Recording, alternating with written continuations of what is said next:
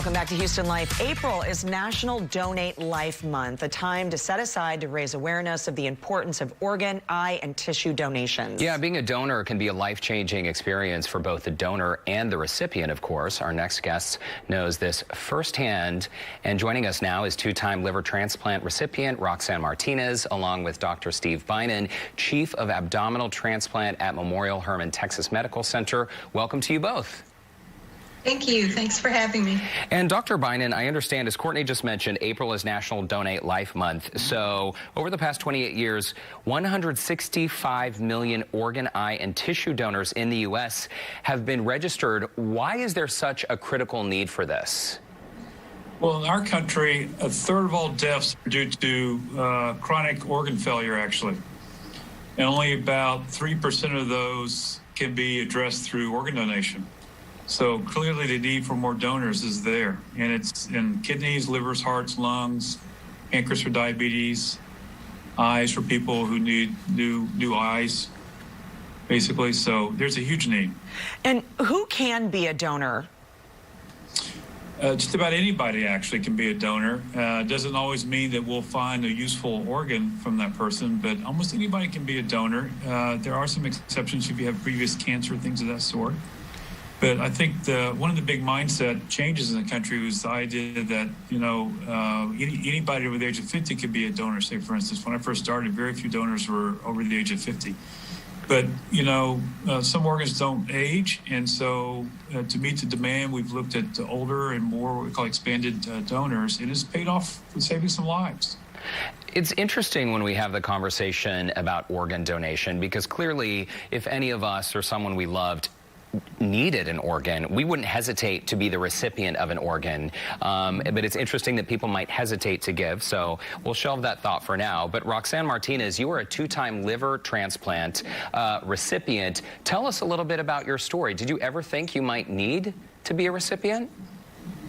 Never, never. And as a matter of fact, we recently found out that liver disease runs on both sides of my family.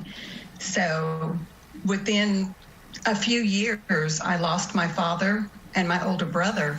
And once my brother passed away, I started losing weight and not feeling well and ended up in the ER. I thought I was depressed, but they found out that I too had liver disease. And from that point, it was just a whirlwind. And I went from being at a gastroenterologist to a hepatologist, and then he told me, you need to go to Memorial Hermann because that's where I trained. That's the best hospital. I went there and went through their testing and got put on the transplant list. Then 2 years later, had my first liver transplant. So during those 2 years' time, I can only imagine going through this entire ordeal from your family history, going through your health issues, being placed on the list, and never really knowing, so to speak, when you're going to get that call, Roxanne.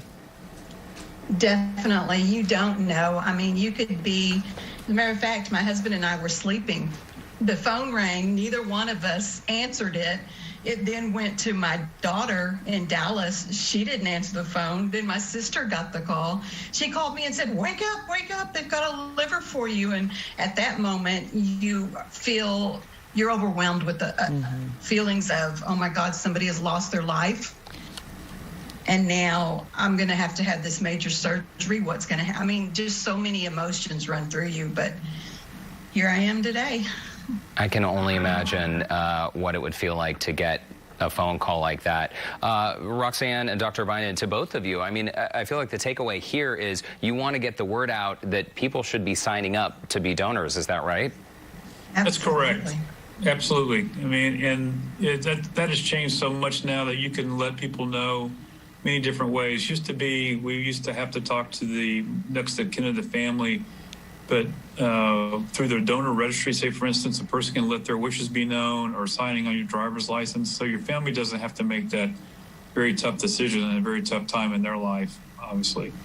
And that's the message I have is if you want to be an organ donor, let your family know and let your wishes be known so that you can give that opportunity of life for another person.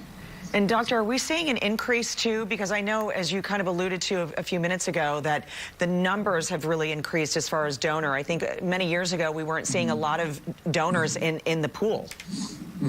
Yeah, the organ donation has grown through these efforts and through some other things that have happened in the country.